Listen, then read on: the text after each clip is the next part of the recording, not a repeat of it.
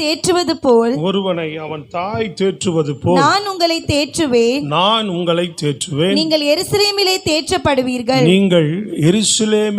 தேற்றப்படுவீர்கள். அல்லேலூயா. சத்தலாமா சொல்லலாமே.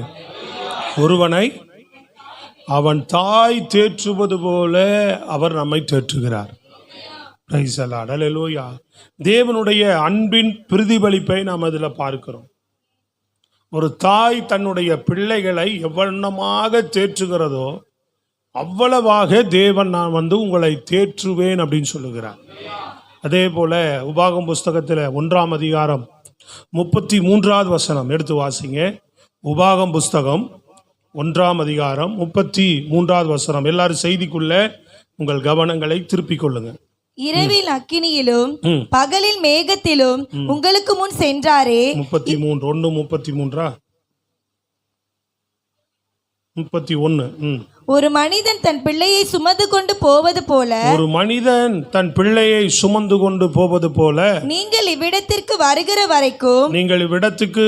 வரைக்கும் நடந்து வந்த வழிகள் எல்லாவற்றிலும் உங்கள் தேவனாகிய கர்த்தர் உங்களை சுமந்து கொண்டு வந்ததை கண்டீர்களே. ஆமென். அல்லேலூயா.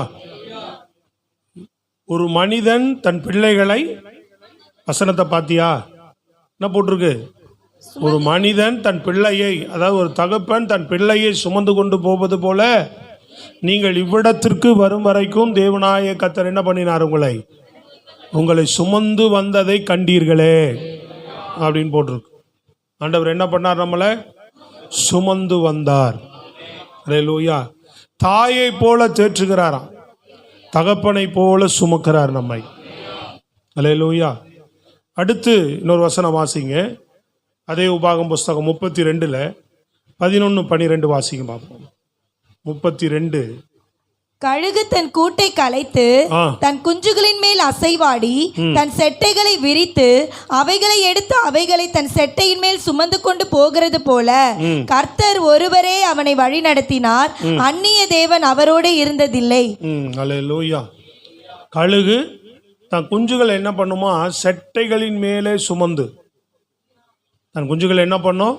தன் செட்டைகளின் மேலே சுமந்து கொண்டு போவது போல தேவன் இம்மட்டும் உங்களை வழி நடத்தி வந்தார் அப்படின்னு சொல்லப்பட்டிருக்கு.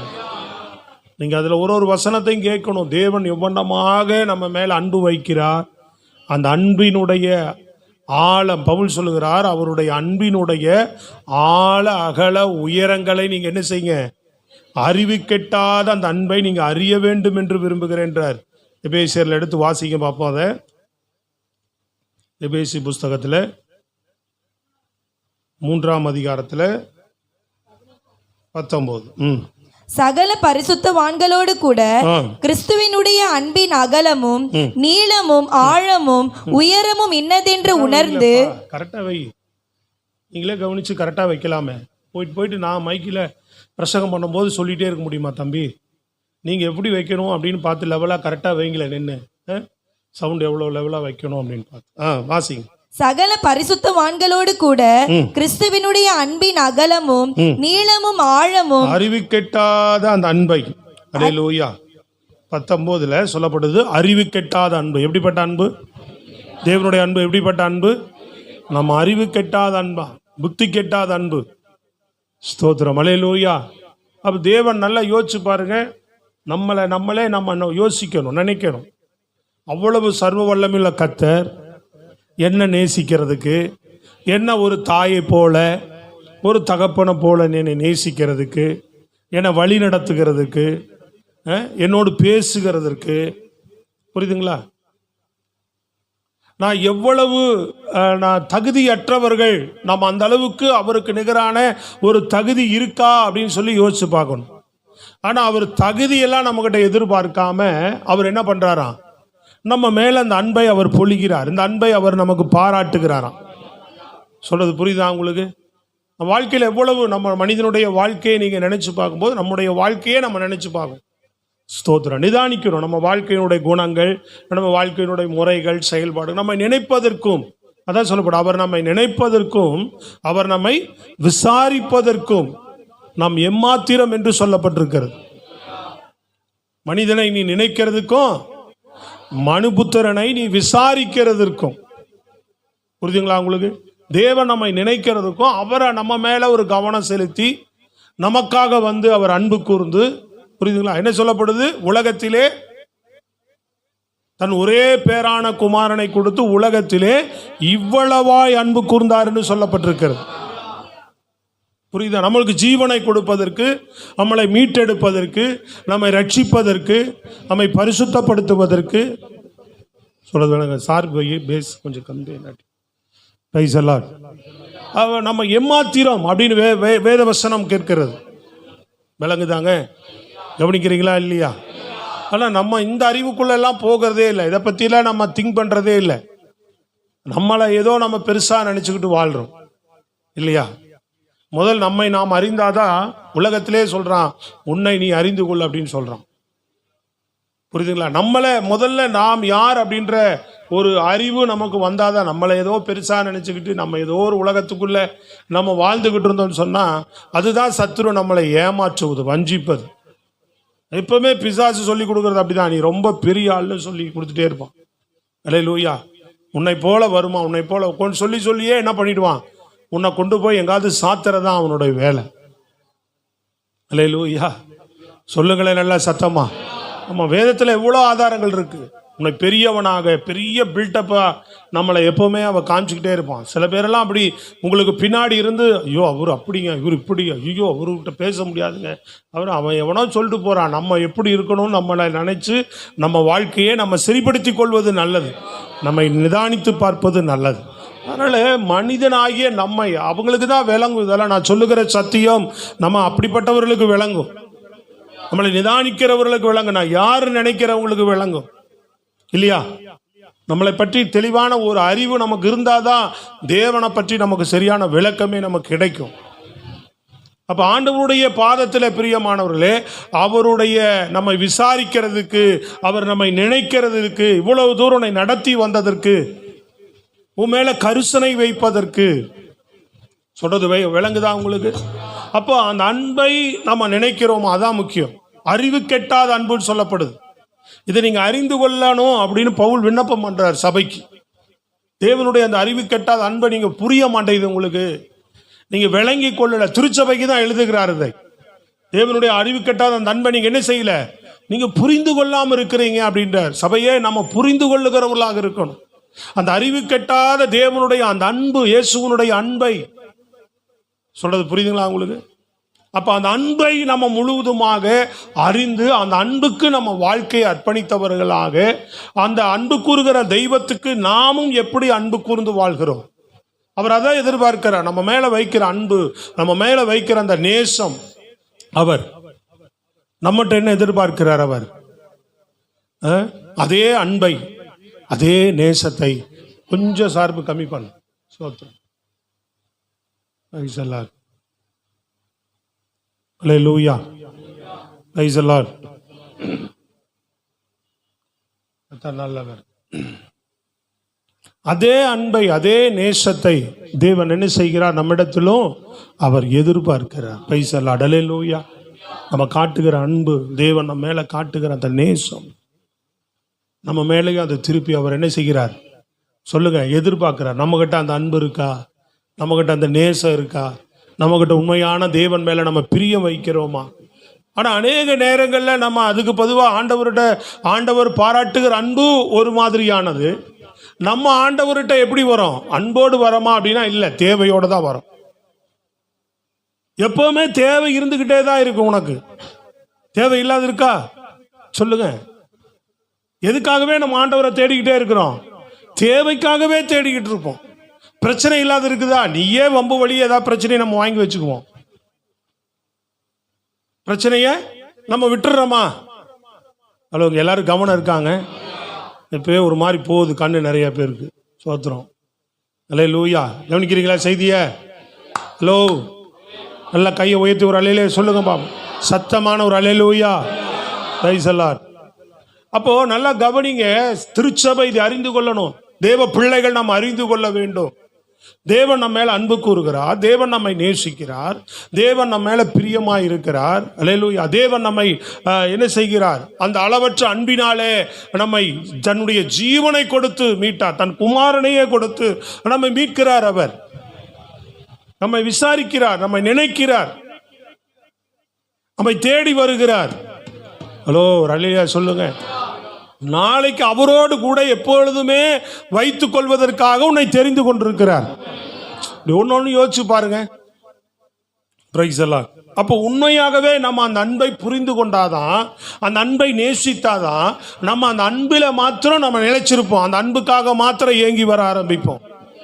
அந்த அன்பில தான் தேவனை தேடிக்கிட்டே இருப்போம்.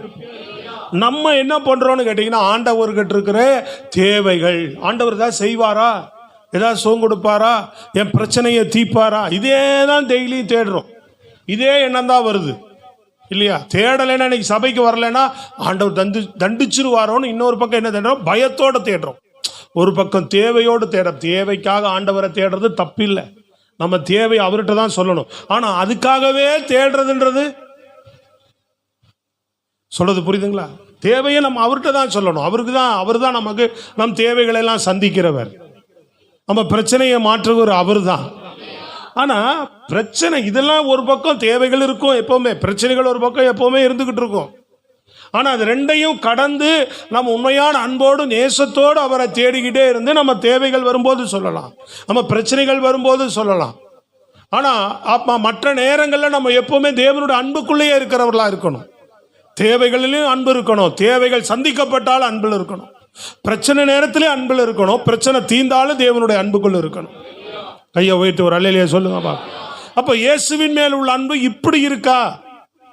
ஒன்னா தேவையில தேடி வரோம், இன்னாட்டி என்ன செய்யறோம்? ஐயோ ஆண்டவர் தண்டிச்சிருவாரு அப்படின்னு என்ன செய்யறோம்? அப்படி பயத்துல தேடுறோம். அப்படி பயத்துல ஆண்டவர் தேடுறது பயபக்தி இருக்கணும். தேவன் மேல என்ன இருக்கணும்?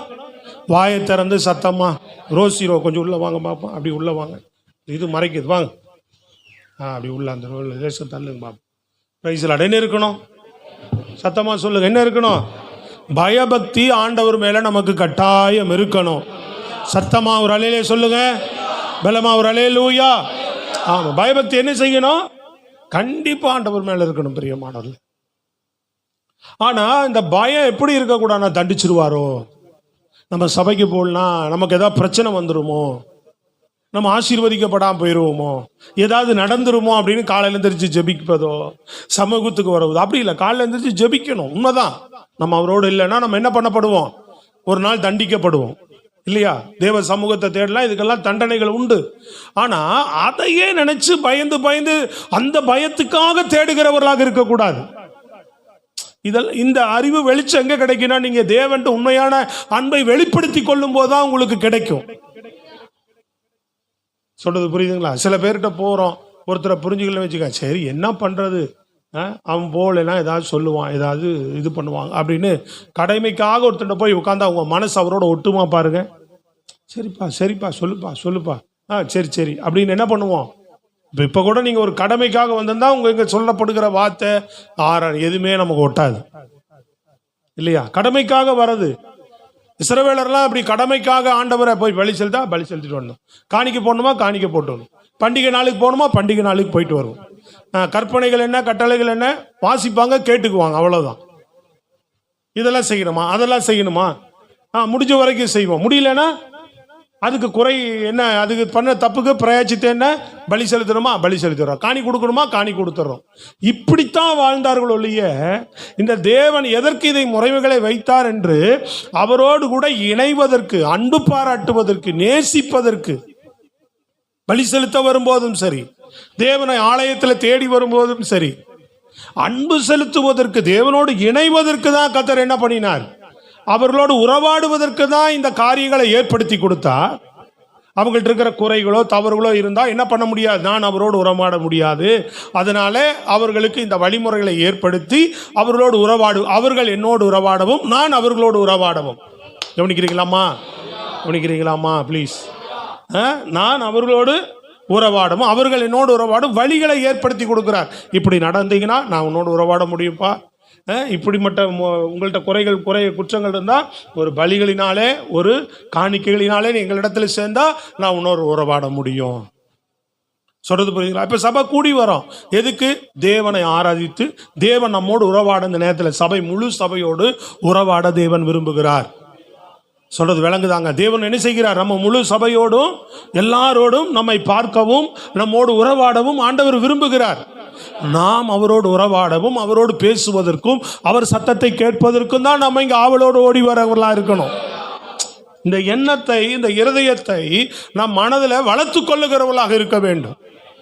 சொல்றது புரியுதுங்களா உங்களுக்கு? அப்ப எதற்கு ஆண்டவர் இயேசுவை பலியா கொடுத்தார்?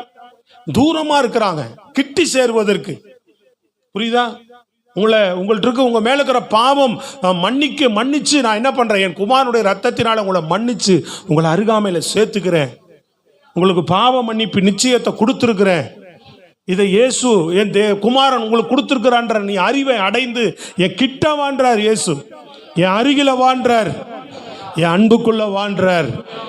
தூரமா இருக்காத, பயந்து தேடாத, கடமைக்கு தேடாத, தேவைக்காகவே தேடிட்டு இருக்காத, பிரச்சனையாகவே தேடாத. சபையே, என் அன்பை நினைத்து தேடுந்தா ஆவியானவர் இந்த நாளிலே உங்களோடு கூட பேசி கொண்டிருக்கிறார். சொல்றது விளங்குதுங்களா? நேசித்து தேடு. தானியேல் தேடுறான் பாருங்க, அவனுக்குள்ள என்ன நேசம் இருக்கு பாருங்க. கவனிங்க, வேதத்துல பார்க்கிறோம், ஒரு பரிசுத்தவான்களை பார்க்கிறோம், சம்பவங்களை படிக்கிறோம், சம்பவங்களை கேட்கிறோம். ஆனா அந்த சம்பவங்களை நம்ம விளங்கி கொள்ளுகிறோமா? இல்லையா? தானியேல் உயர்த்தப்பட்டான் பாபிலோன்ல பெரிய ஆளா. அந்த உயர்வுக்காகவும் தன்னை காத்துக் கொள்வதற்காக தேவனை தேடல. இப்போ தேவனை தேடினா மரண தண்டனை, சிங்க கபில போடப்படுவோன்னு மரண தண்டனை அவங்க சட்டம் நிறைவேற்றப்பட்டிருக்கிறது. அப்போ இவன் பதவியை காத்துக்கொள்வதற்கோ தன்னுடைய ஸ்தானத்தை அவன் காத்துக்கொள்ளுகிறவனாக இருந்தான். நல்லா கவனிங்க, அவன் என்ன செய்திருக்க மாட்டான்? தேவனை தேடி இருக்க மாட்டான். சொல்றது விளங்குதாங்க? முழு அன்பு இருக்குங்க ஆண்டவர் மேல அவனுக்கு. ஐயோ, நல்லலியா வரல, திருன்னு முழிக்கிறீங்களே, ஒரு ஆமே நல்லலியா சொல்லலாமே விளங்குச்சுன்னா. பிரைஸ் தி லார்ட், அல்லேலூயா. தானியேலுக்கு என்ன இருக்கு? முழு அன்பு இருக்கு, முழு நேசம் இருக்கு அவனுக்கு. ஸ்தோத்திரம். முழு அன்பும் முழு நேசமும் தானியேலுக்கு இருந்ததுனால அவன் என்ன பண்றான்? சட்டத்தை அவன் மதிக்கல, தன் ஜீவனையும் மதிக்கல. தேவன் மேல உண்மையான அன்போடு கூட இருந்ததுனால அவன் எப்பொழுதும் போல ஆண்டவரை தேடிக்கிட்டே இருக்கிறான். தேவனை தேடுறதை நான் என்ன செய்ய மாட்டேன், எந்த சட்டத்திட்டமும் என்னை தடுத்து நிறுத்திடாது. ஏன்னா அதான் உண்மையான அன்பு. தன் ஜீவன் போனாலும் பரவாயில்லன்னு நினைக்கிற அன்பு. இயேசுவும் அப்படிதான் அன்பு கூர்ந்தான்னு வேதம் சொல்லுகிறது. தன் ஜீவனை கொடுக்கிற அன்பு இல்லையா? நமக்கு என்ன பண்ணார் ஆண்டவர்? ஜீவனை கொடுத்து அன்பு பாராட்டினார் அவர். சொல்றது விளங்குதாங்க? அதுபோல நம்மளும் என்ன பண்ணணும்? இயேசுக்காக ஜீவனை கொடுப்பதற்கும் நம்மை அர்ப்பணித்து நிற்கிறவர்களாக இருக்கணும். ஒழிய பவுல் அதானே சொல்றாரு, நீங்க ஏன் அழுது புலம்புறீங்க? எருசலேமில் நான் பாடுபடுவதற்கு மாத்திரம் அல்ல, கிறிஸ்துவுக்காக மரிப்பதற்கும் நான் ஆயத்தமாக இருக்கிறேன். ஹலோ, விளங்குதாங்க? எருசலேமுக்கு போகாதீங்க, பவுலை பிடிச்சி இழுக்கிறாங்க. அங்க நீங்க போனீங்கன்னா உங்களை கொல்றதுக்கு ஆட்கள் இருக்கிறாங்கன்றாங்க. எப்பா, அடிக்கிறதுக்கு ஆள் இருக்கு, உங்களை பாடுபடுத்துறதுக்கு ஆள் இருக்கு. எதுனாலும் பரவாயில்ல, எந்த பாடுகள் வந்தாலும் பிரச்சனைகளால் இல்லை. நான் கிறிஸ்துவுக்காக பாடுபடுவதற்கு மாத்திரம் அல்ல, சாவதற்கும் நான் ஆயத்தமாக இருக்கிறேன். அப்ப அப்படிப்பட்ட அன்பை நாம வெளிப்படுத்துகிறவர்களா இருக்கிறோமா? தானியேல் ஜீவனை கொடுத்து நிற்கிறான் பாருங்க. இது நம்ம ஒன்றும் கொடுக்க போறது இல்லை. உண்மையான அன்பு அது வேணும். சில தியாகங்கள் நம்மளால பண்ண முடியுதா? உயிர கொடுக்க வேண்டாம், சில தியாகங்கள் நம்ம பண்றோமா? இப்ப கொஞ்ச நேரத்துக்கு முன்னாடி சொன்னேன், ஒரு ஞாயிற்றுக்கிழமை ஆராதனை ஆண்டவருக்கு தியாகம் பண்ண முடியுதா? ஸ்தோத்திரம், அல்லேலூயா. மரியாள் ஸ்திரீ, அவ என்ன பண்றா? மரியாள்னா இயேசுவுடைய தாய் அல்ல, மார்த்தாள் மரியாள். அவங்களுடைய இதுல நீங்க பாத்தீங்கன்னு சொன்னா, மரியாள் விலையேறப்பெற்ற பரிமள தைலத்தை ஆண்டவர் மேல இந்த அன்பில் என்ன பண்றா? வீட்டுக்கு வந்தார், அவர் விருந்துக்கு வந்தாரு. எல்லாரும் அவங்க வரவங்களை வரவேற்று பாதங்களை கழுவி பரிமள தைலம் பூசி வரவேற்பாங்க. தலையில பரிமள தைலம் பூசி கொஞ்சம் அப்படி அந்த வாசனை திரவத்தியை நல்ல கனத்துக்குரியவர்கள் வரும்போது அதை செய்வது யூதருடைய வழக்கம். ஆனா இவன் என்ன பண்ணா தெரியுங்களா, விலை உயர்ந்த பரிமள தைலம் அவர் மேல இந்த அளவு கடந்த அன்பு நம்ம வீட்டுக்கு வந்துட்டாரே அப்படின்னு என்ன பண்ணிட்டா, மொத்த பாட்டிலையே உடைச்சு அந்த முழு பரிமள தைலத்தையும் அவர் மேல சிரசில் கொண்டு வந்து ஊத்திட்டான், மேல ஃபுல்லாக. இதெல்லாம் பக்கத்தில் இருக்கிறவங்க உட்கார்ந்துருந்த எல்லாருக்கும் அதிர்ச்சி. ஏன் இப்படி திடீர்னு செஞ்சு? அதில் யூதாஸ் தான் அவன் கவனமாக கேட்குறான். அவன் என்ன கேட்குறான், இந்த பணத்தை விற்று 300 பணத்துக்கு, இப்போ 300 பணம்னா நம்ம 300 ரூபாய் மாதிரி இல்லை, அதனுடைய கிரயம் விலை மதிப்பு அதிகம். சொல்றது விளங்குதாங்க? எவ்வளோ ஏழை தருத்தருக்கு உதவலாமே அப்படின்னு அவன் கேட்கக்கூடிய அளவுக்கு அந்த விலை உயர்ந்த பொருள். அவன் பணத்தையோ பொருளையோ பெருசாவே பார்க்கல, உடைச்சு என்ன பண்ணிட்டா, புரியுதாங்க? அதுதாங்க அன்பு. ஒரு நாள் நான் என் பணத்தை என்ன பண்றேன், நான் தியாகம் பண்றேன். காசு பணத்தை எல்லாம் முன்னாடி வைக்காது. இயேசுவின் அன்புக்கு முன்னாடி பணம் காசு என்ன பண்ணாது. சத்தமா சொல்லுங்களேங்க, கரங்களை உயர்த்தி நல்லா ஒரு அல்லேலூயா சொல்லுங்க பாப்போம். காசு பணம் முன்னாடி நிக்காது. நான் இயேசுவின் அன்புக்கு முன்னாடி நான் என்னுடைய பணத்தையோ என்னுடைய சம்பாத்தியத்தையோ என்னுடைய பொருளையெல்லாம் நான் முன்னாடி வச்சு பார்க்க மாட்டேன். சொல்றது விளங்குதாங்க? எத்தனை பேர் பார்க்கிறோம், எத்தனை பேர் அப்படி இன்னும் மனசு ஆண்டவருக்கு வரல. சொல்றது புரியுதுங்களா உங்களுக்கு? ஐயோ, நான் கர்த்தருக்குரிய காரியம், கர்த்தருக்குரிய விஷயம், நான் கர்த்தரை தேட போகணும். இன்னைக்கு என்னுடைய வருவாய் இது இழந்தாலும் பரவாயில்ல, தேவன் எனக்கு தர வல்லவரா இருக்கிறார், தரலனாலும் பரவாயில்ல. 3 புருஷர்கள் என்ன சொன்னாங்க? 3 புருஷர்கள் என்ன சொன்னாங்க? எங்களை காப்பாற்றினாலும் பரவாயில்ல. 3 புருஷர் முழிக்கிறீங்க யார்? சாத்ராக், மேஷாக், அபேத்நேகோ என்ன சொன்னாங்க? எங்களை காத்தாலும் பரவாயில்ல, அவர் காக்காட்டியும் பரவாயில்ல, நாங்க வேற தேவனை ஆராதிப்பது இல்லை என்று தங்கள் ஜீவனை ஒப்பு கொடுக்கிறாங்க. ஸ்தோத்திரம். ஒரு அல்லேலூயா சத்தமா சொல்லுங்க, முழு பலத்தோட ஒரு அல்லேலூயா. அன்பு அதை தான் செய்யும் பிரியமானவர்களே. தேவன் மேல இருக்கிற அன்பு நேரங்காலங்களை பார்க்காது, பணம் காசுகளை பார்க்காது, தன் ஜீவனையே பொருட்படுத்தாது. தேவன் மேல, அந்த ஜீவனுள்ள தேவன் மேல நம்ம காட்டுகிற அன்பு அது விலை உயர்ந்தது. ஸ்தோத்திரம். அவர் காட்டுகிற அன்புக்கு ஈடாக நம்ம இப்படி ஒரு அன்பை வெளிப்படுத்தி, கடமைக்காகவோ பயத்துக்காகவோ தேவைக்காகவோ சூழ்நிலைகளுக்காகவோ நம்ம தொடர்ந்து கர்த்தரை தேடுகிற பிள்ளைகளாயிராதபடி தேவன் உங்களை தெரிந்து கொண்டது நோக்கம். உங்களை உண்மையான அன்பை ஆண்டவர் எதிர்பார்க்கிறார். தேவன்கிட்ட உண்மையான அன்பு அது எங்கெல்லாம் தெரியும், அதுதான் சொல்ல வரேன். சொல்றது புரியுதுங்களா உங்களுக்கு? ஏதோ சூழ்நிலைகள் சந்தர்ப்பங்கள் நீ தேவனுடைய அன்பு பாராட்டுகிற நேரத்தை தடுத்துடக்கூடாது இல்லையா? நீ தேவனோடு இணைவத வேறொரு விஷயங்கள் உன்னை தடுத்துடக்கூடாது. அவன் சொல்றான், பெரிய பொற்சலை நினைத்து இதை வணங்கு, இதை கும்பிடு. சொல்றது விளங்குதாங்க? ஹலோ, இதை செய்ய, உனக்கு இதை தரேன். பிசாசு என்ன சொன்னான்? இயேசு கிறிஸ்து விட்ட என் பாதத்தில் விழுந்து பணிந்து கொள், எல்லாத்தையும் உனக்கு என்ன பண்றேன், தருகிறேன்னு சொல்றான். சொல்றது விளங்குதாங்க?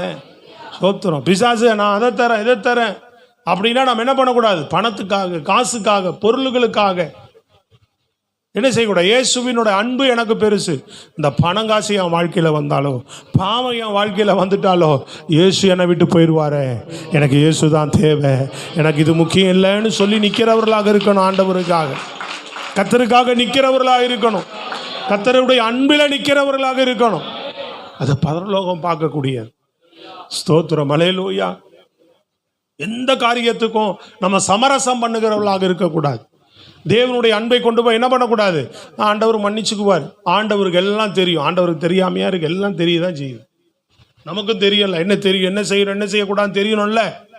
சொல்றது புரியுதுங்களா? அப்ப என்ன சுயநலங்கள், அன்பு வந்துட்டா சுயநலம் தானா செத்துடுங்க. அன்பு இருக்காதனால, அன்பு இல்லாதனால தான் என்ன பண்ணுது? சுயநலம் மேல ஓங்குது. தேவனுடைய அன்பு நமக்குள்ள இருந்துட்டா என்ன பண்ணாது? சுயநலத்தை தானா சாகடிச்சிரும்.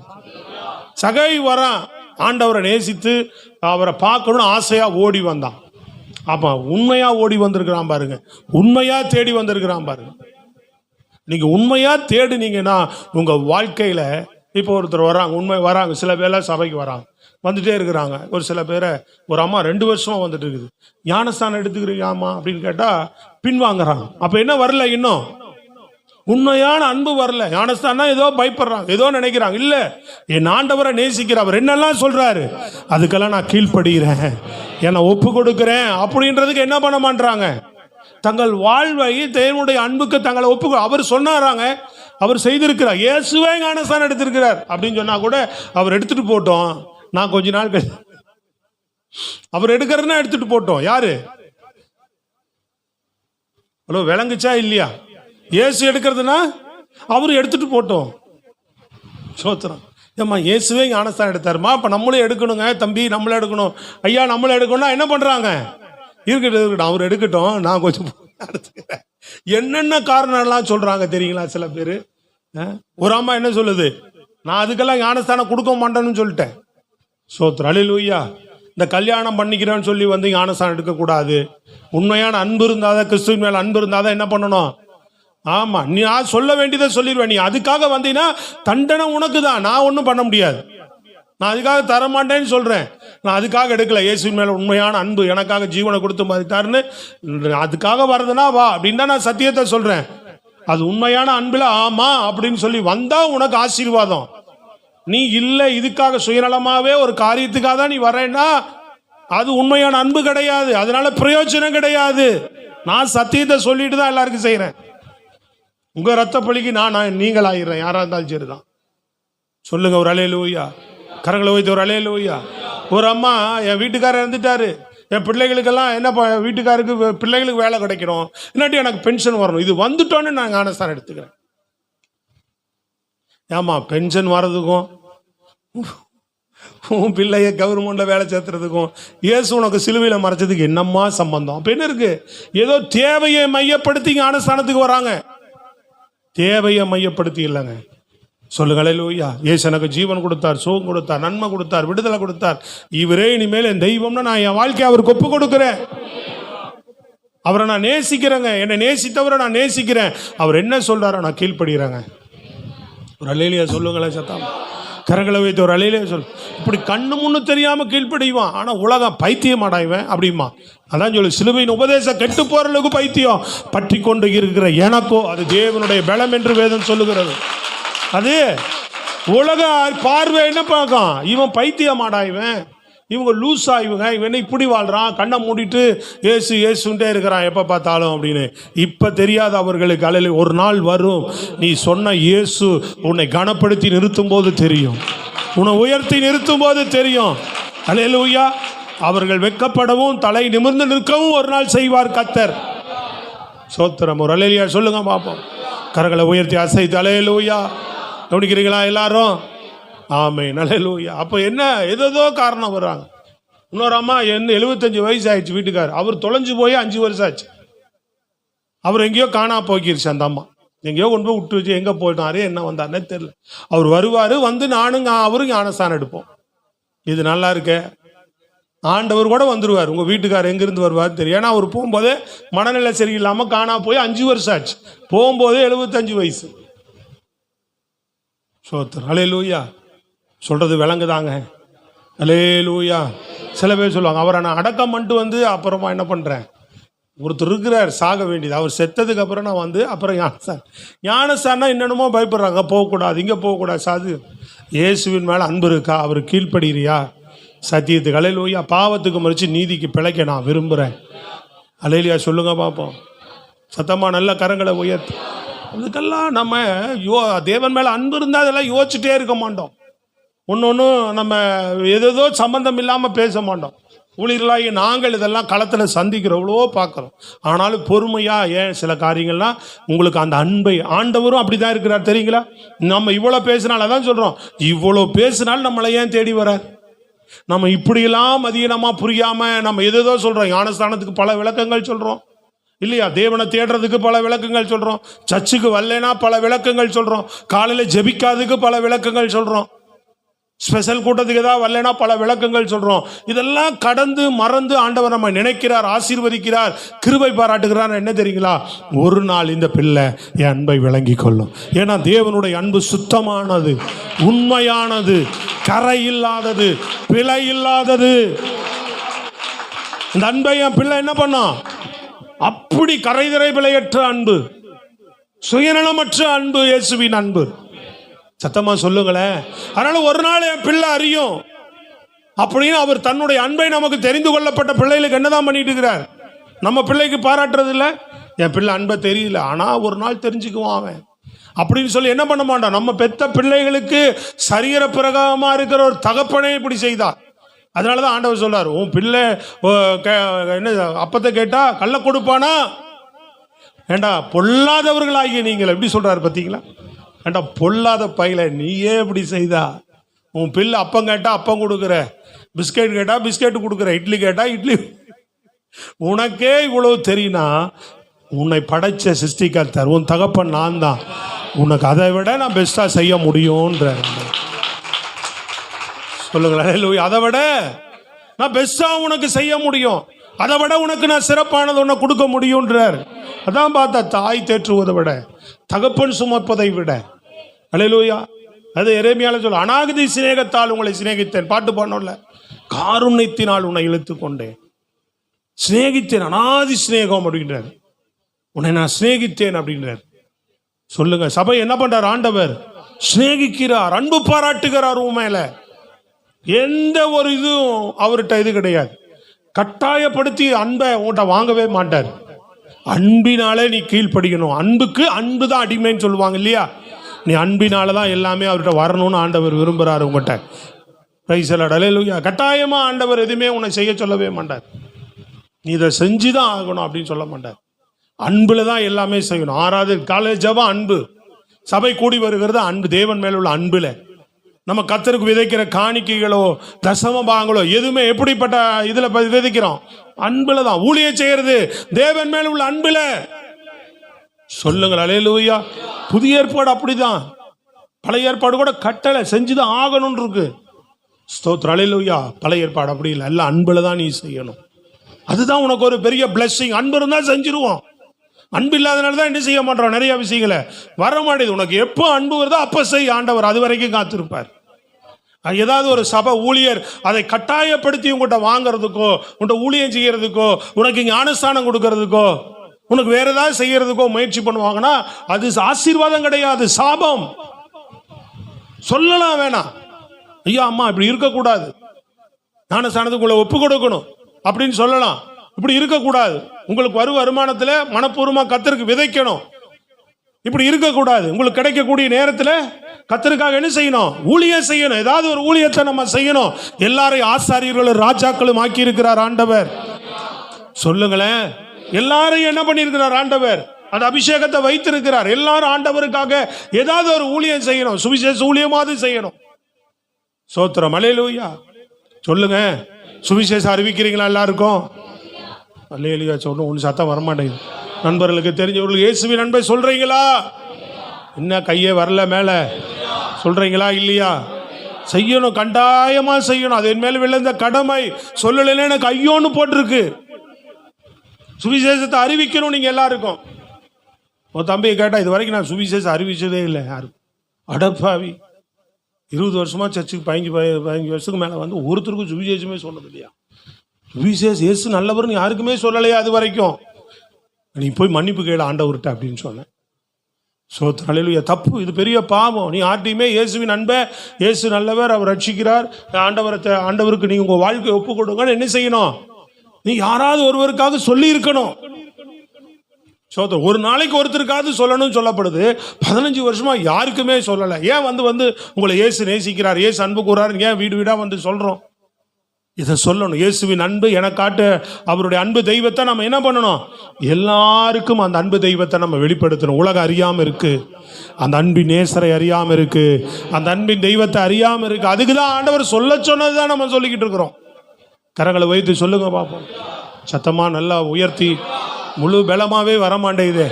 அல்லேலியா கூட கடமைக்கு தான் வருது, அன்போடு கூட வரமாட்டேங்குது. ஒரு அல்லேலியா சத்தமா சொல்லுங்க. ஆமா, அந்த அன்பெல்லாம் பாருங்க. ஒருத்தர் மேல யோபு பாருங்க, இருக்கோ இல்லையோ, நம்ம வாழ்க்கையில நஷ்டமோ கஷ்டமோ, வாழ்வோ தாழ்வோ, உயர்வோ என்ன செய்யுது, தாழ்வோ என்ன வந்தாலும் சரிதான். அவன் வாழ்க்கையில நல்லா இருக்கும் போதும் முழு அன்போட கர்த்தரை தேடலாம். எல்லாம் போனாலும் கர்த்தருக்கு ஸ்தோத்திரம்ன்றான். யாரு? அதுதாங்க அன்பு. ஸ்தோத்திரம் அல்லேலூயா. நம்ம ஆளுக்கு ஃபில்டர் குறைஞ்சினா என்ன ஆயிடும்? காசு அப்படியே மீட்டர் குறைய என்ன ஆகும்? அன்பு மீட்டரும் குறைச்சிட்டு ஆண்டவர் மேல இருக்கிற அன்பும் ஆண்டவரை என்ன மறந்துட்டார், கை விட்டார். பொழுது அல்லேலூயா.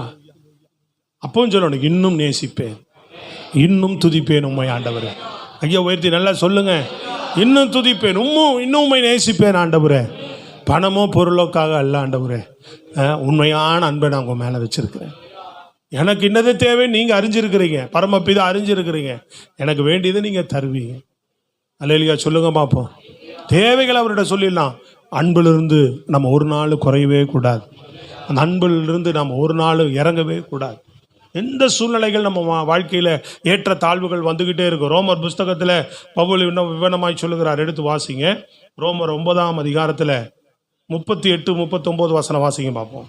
ரோமர் வேகமாக எல்லாரும் வாசிக்கலாம்.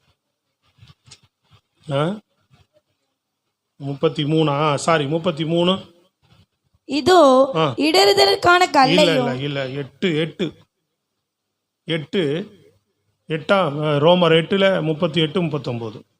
மரணமானாலும் ஜீவனானாலும் தேவ தூதர்களானாலும் அதிகாரங்களானாலும் வல்லமைகளானாலும் நிகழ்காரியங்களானாலும் வருங்காரியங்களானாலும் உயர்வானாலும் தாழ்வானாலும் சொல்றார் பாருங்க, கவனிங்க. உயர்வானாலும் தாழ்வானாலும் வேற எந்த சிருஷ்டியானாலும் நம்முடைய கர்த்தராகிய இயேசு கிறிஸ்துவின் உள்ள ஆமென் தேவனுடைய அன்பை விட்டு, நம்முடைய கர்த்தராகிய இயேசு கிறிஸ்துவினுடைய அன்பை விட்டு நம்மை பிரிக்க மாட்டாது என்று நிச்சயித்திருக்கிறேன். நம்முடைய கர்த்தராகிய இயேசு கிறிஸ்துவினுடைய அன்பை விட்டு. புரிஞ்ச பாடு கவனிச்சிங்களா இல்லையா? வசனத்தை என்ன போட்டிருக்கு?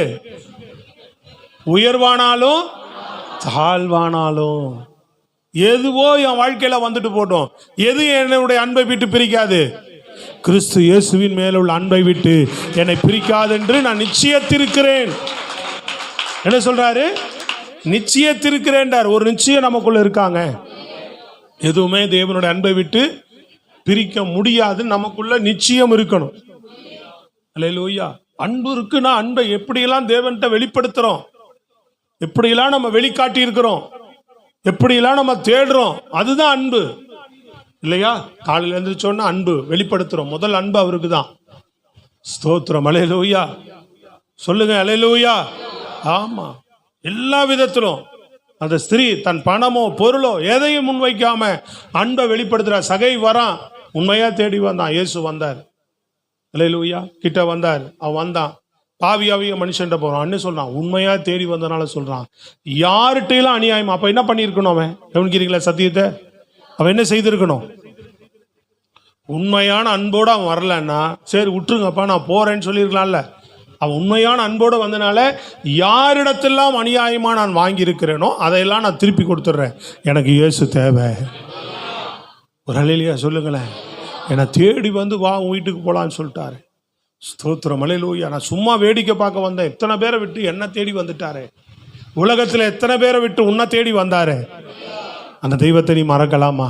என் சொந்தக்கார ரட்சிக்கப்படாமல் இருக்கிறான், என் மனைவி ரட்சிக்கப்படாமல் இருக்குன்னு அழுகுறவங்க எத்தனை பேர், என் கணவர் ரட்சிக்கப்படாமல் இருக்கிறான்னு அழுகுறவங்க எத்தனை பேர். ஆனால் உன் மேலே ஏதோ ஒன்றை பார்த்து, உங்ககிட்ட ஏதோ ஒன்றை கவனித்து உனக்கு ஒரு பெரிய ரட்சிப்பை என் இயேசு கொடுத்தாரு. இன்னைக்கு நீ அந்த அன்பில் உட்கார்ந்து இருக்கிறியே. உலக இழிவா பார்க்குது இன்னைக்கு. அல்லேலூயா சொல்லுங்க. கிறிஸ்துவ வாழ்க்கையை சில பேர் இன்னைக்கு மேன்மை இல்லாமல் பார்க்குறவங்க, தேவனை அறியாதவர்கள் அப்படி பார்க்குறாங்க. ஆனால் அவர்களுக்கு அந்த அறிவு இல்லை, அந்த அன்பின் தெய்வத்துடைய அறிவு அவர்களுக்கு இல்லைன்னு நினைக்கணும் ஒழிய, ஐயோ கிறிஸ்துவிட்ட வந்தால் நம்மளை கேவலமாக பார்க்குறாங்க, ஒரு மாதிரி பார்க்குறாங்க, வேற மாதிரி பார்க்குறாங்க. அவன் எப்படியோ பார்த்துட்டு போட்டோம், அவனுக்கு விளங்கலை, அவங்களுக்கு அந்த அன்பு புரியலை.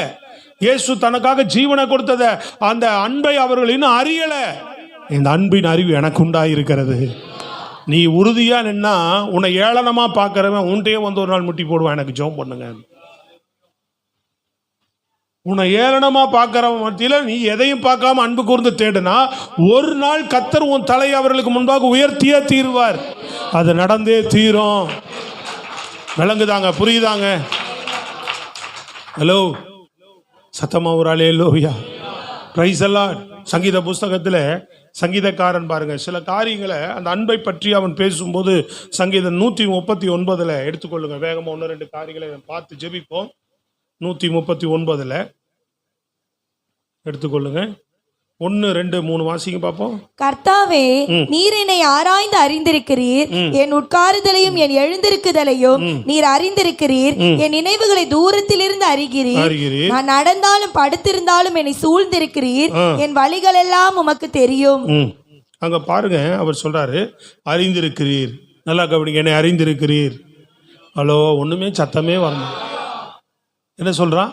என்னை அறிந்திருக்கிறீர். 1வது வசனம். 2வது வசனத்துல என்னை அறிந்திருக்கிறீர். என்ன சொல்றாரு? என்னை ஆராய்ந்து அறிந்திருக்கிறீர். என் உட்காருதல் எழுந்திருக்கிறதை அறிந்திருக்கிறீன்றான். 3வது, நான் நடந்தாலும் படுத்தாலும் உமக்கு தெரியும். அதாவது நீ அறிந்திருக்கிறீர். 4ல் சொல்றான், என் நாவில் சொல் பிறவாதற்கு முன்பே நீ என்னை பற்றி எல்லாமே அறிந்திருக்கிறீர். சத்தமா சொல்லுங்க. ஆண்டவர்கிட்ட சொல்றான், ஆண்டவரே நீ என்னை பற்றி எல்லாமே அறிந்திருக்கிறீர். நீங்க என்ன நன்றாக அறிந்திருக்கிறீர். என்னை பற்றி எல்லாமே உங்களுக்கு தெரியும் அப்படின்னு சொல்றான். 2வது பாருங்க, அவன் கீழே தொடர்ந்து சொல்ற காரியம் 5:8 பாருங்க. முற்புறத்திலும் பிற்புறத்திலும் நீர் என்னை நெருக்கி. அறிந்திருக்கிற தேவன் என்ன செய்யறாரா? அவன் சொல்றான், நீங்க என்ன அறிந்திருக்கிறீங்க ஆண்டவரே, முற்புறத்திலும் பிற்புறத்திலும் நீ என்னை நெருக்கி உமது கரத்தை என் மேல் வைக்கிறீர்.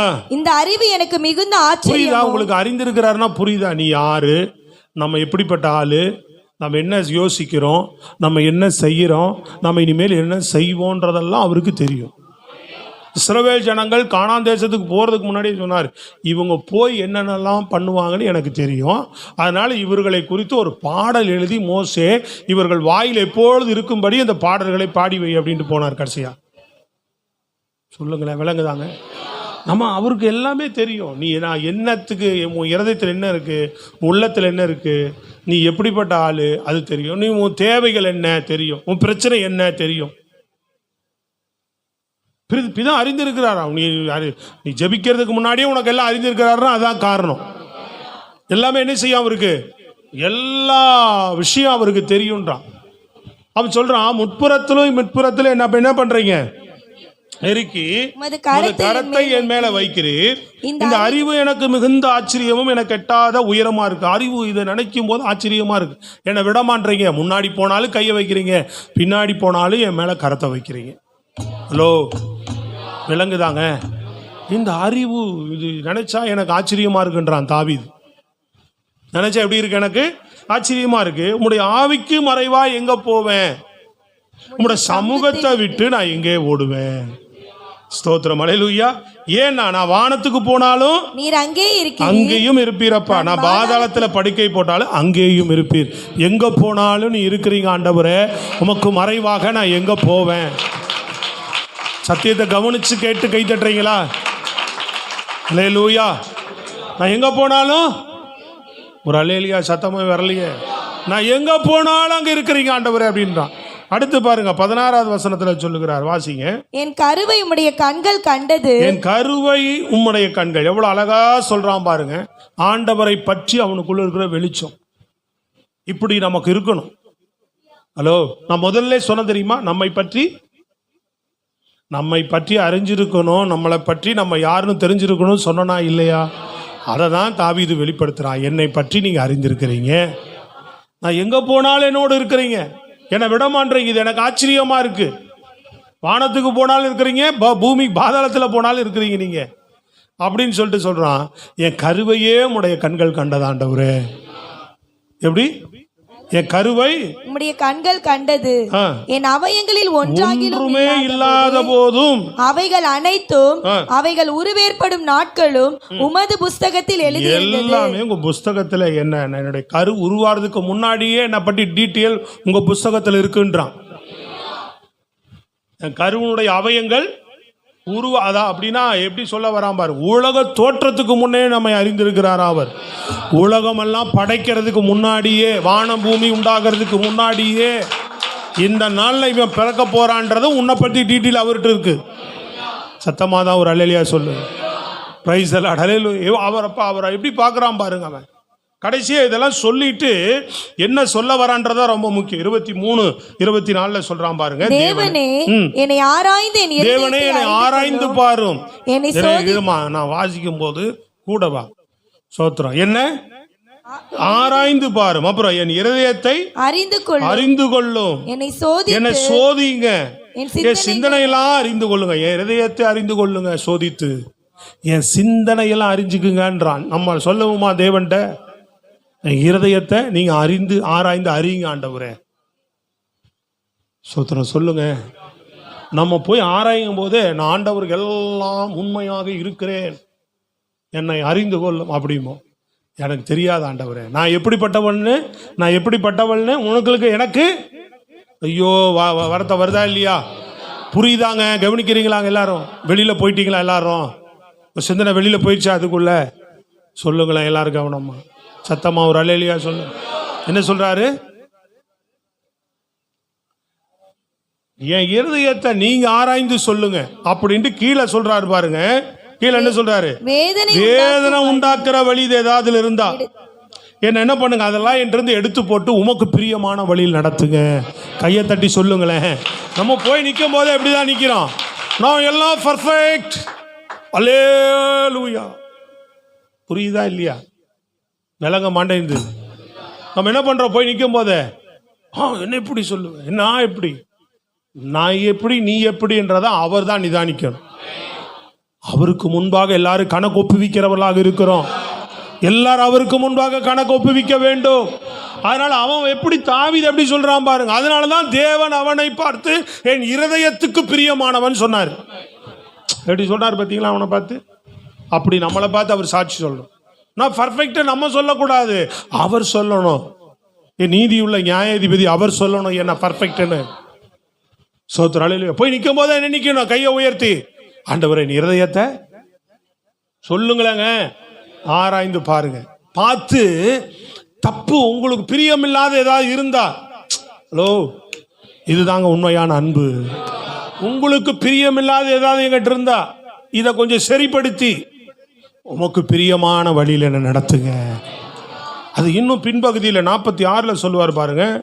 46 143:10 143ஆம் சங்கீதம் 10வது வசனத்துல பாருங்க. உமக்கு பிரியமானதை செய்ய நல்லா வாசி எல்லாருங்க. எல்லாரும் வாசிங்க பாப்போம். பிரியமானதை செய்ய எனக்கு போதித்தருளும். நீரே என் தேவன், உம்முடைய நல்ல ஆவி என்னை செம்மையான வழியிலே நடத்துவாராக. கையை தட்டி சொல்லுங்கள் அல்லேலூயா. எப்படி இருக்கு?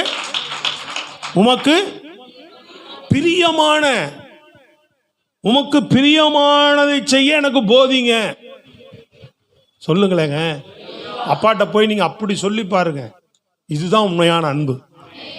சொல்லுங்க. நீங்க என்ன அறிஞ்சிருக்கிறீங்க? ஆண்டவரே நான் எங்க போவேன், உங்களை விட்டு எங்க போவேன், எல்லாமே உங்களுக்கு தெரியும். என் கருவை கூட நாங்கள் உருவாகிறதுக்கு முன்னாடி எல்லாம் நீங்க எல்லாமே உங்களுக்கு தெரியும். அவர் அவ்வளவு மகிமை உள்ளவர், எல்லாமே அவருக்கு தெரியும்ன்றதை நம்ம அறிஞ்சிருக்கணும். அவர்கிட்ட நான் இருதயத்தில் நம்ம யோசிச்சிருக்கோம், தெரிஞ்சிருமோ? அதை நம்ம என்ன சிந்திக்கிறன்றதுக்கு முன்னாடியே என்ன சொல்லிடுவார், நீ இதை சிந்திக்கிறேன்றவார். இயேசு கிறிஸ்து எத்தனை பேருக்கு சொல்லலை? நம்ம சிந்திக்கிறதுக்கு முன்னாடியே என்னதை சிந்திக்கிற அப்படின்னு கேட்டார். என்ன உனக்கு இந்த யோசனை வருது அப்படின்னு கேட்டார். நீ என்ன செஞ்சுட்டு வந்த அப்படின்னு கேட்டுட்டார். ஏன் அவர் கேட்டது என்ன? அவருடைய பிள்ளைகளுக்கெல்லாம் அதை வெளிப்படுத்தினார். எலிசாவுக்கு வெளிப்படுத்தினார். கேசி போய் வாங்கிட்டு வரான். இதெல்லாம் வாங்கறதுக்கு காலமாடா, இது எங்கடா போயிட்டு வந்தான்னு கேட்குறான். ஆவியானவர் எலிசாக்கே வெளிப்படுத்தினார். ஒரு அல்லேலூயா சொல்லுங்களேன் சத்தம். அல்லேலூயா. ஆமா. அப்ப ஆண்டவர் சமூகத்தில் உண்மையான அன்பு இதுதான் பிரியமானவர்களே. அல்லேலூயா. நம்மளை நாமளே நிதானித்துக்கிறது, நியாயம் தீர்த்துக்கிறது அப்படிலாம் சொல்லக்கூடாது. தப்பு இருந்தா ஆண்டவரே இதெல்லாம் இருக்கு, இதெல்லாம் மோசமானதெல்லாம் தப்பெல்லாம் இருக்கு, சரியில்லாத காரியெல்லாம் இருக்கு, அப்படி போயிடணும். அப்படி புரியல, எனக்கு புரியல. சிலது நான் சரியா இருக்கிறேன்னா சரியில்லையான்னு எனக்கு தப்பு நான் தெரிஞ்சுக்கிடணும். சிலதெல்லாம் தெரியாத மாதிரி சில விஷயம் இருக்கும். அதெல்லாம் வேற. தப்புனா தப்பு தான். புரியுதா உங்களுக்கு? தப்புன்றது நமக்கு தெரியுமா தெரியாதாங்க? ஒருத்தர் அடிச்சுட்டு வந்துட்டோம், ஆண்டவர் அடிச்சது தப்பு இல்லையான்னு தெரியலையே அப்படின்னா போட்டு கெட்ட வார்த்தையில் திட்டிட்டு சண்டை போட்டு வந்துட்டேன். என்ன பண்ணக்கூடாது? தப்பு இல்லை, ஐயோ தப்பு பண்ணிட்டேன், கோவம் வந்துருச்சு ஆண்டவரே, டப்புன்னு அடிச்சு விட்டனே, மன்னிச்சிருங்கன்னு தான் சொல்லணும். மொழி என்ன பண்ணக்கூடாது? வந்து உட்காந்துட்டு தப்பு இல்லையான்னு தெரியல, கோவம் வந்துச்சு, அவன் ரொம்ப பேசிட்டான், இப்படியெல்லாம் நம்ம என்ன பண்ணக்கூடாது? சோத்திரம். புரியுதா உங்களுக்கு? இதெல்லாம் இருக்கக்கூடாது. சில விஷயங்கள் இன்னும் நமக்கு பிரியமா இருதயம் இருக்கா இல்லையான்னு தெரியல. அதனால ஆண்டவரே இருதயத்தை உண்மையான அன்பு இதை செய்யுங்க. எனக்கு பிரியமா நான் வாழ்றதில்ல. அவன் யோசிக்கிறது பார்த்தீங்களா? எனக்கு பிரியமா நான் வாழ்றதில்ல. அதனாலதான் அவனை வந்து என் இருதயத்துக்கு பிரியமானவன் சொன்னார் ஆண்டவர். அவன் தேவனுக்கு பிரியமா வாழ்ந்தான், தேவன் இவன் எனக்கு பிரியமானவன்றார். ஒரு அல்லேலூயா சொல்லுங்களேங்க. இதுதாங்க உண்மையான பிணைப்பு, ஐக்கியம். தேவனோடு கிறிஸ்துவோடு நமக்கு இருக்கிற ஒரு ஐக்கியம். இந்த அன்பில் வாங்கன்றார் ஆண்டவர். பயந்து வராத, தேவைக்காக வராத, பிரச்சனையோடையே தேடாத. இதெல்லாம் இருக்கும், அதெல்லாம் அவர் அறிவார். எல்லாமே நம்மை பற்றி அவர் அறிவார். அல்லேலூயா. அன்புல வாங்க, கிட்ட வாங்கன்றார். சொல்லுங்க, சத்தமா சொல்லுங்க. எப்படி? கிட்டவா, யோசிக்காத, சுயநலமா இருக்காது. அன்பு வந்துட்டா சுயநலம் போயிடும். இப்படி சபைக்கு வர்றதுக்கு சுயநலம் இருக்காது. காலில இருந்து ஜெபிக்க ஐயோ களைப்பு, யோசிக்க மாட்டோம். கர்த்தர் கொடுக்கறதுக்கு சுயநலம் வராது. ஊழியம் செய்ய சுயநலம் வராது. தேவனுக்காக சில விஷயங்களை விட்டு கொடுத்து போறதுல சுயநலம் வராது. தேவன் மேல அன்பு வந்துட்டா அதெல்லாம் சாகடிக்கப்பட்டுரும். சொல்லுங்களேன் நல்ல சத்தமா, கரங்களை உயர்த்தி அல்லேலூயா. ஆமென். அர்ப்பணிப்போமா. எத்தனை பேர் இந்த உண்மையான அன்புக்கு நம்ம அர்ப்பணிக்க போகிறோம்? Praise God. அல்லேலூயா. எல்லாரும் எழும்பி நின்று, நன்றி ஆண்டவரே, நன்றி நன்றி நன்றி நன்றி.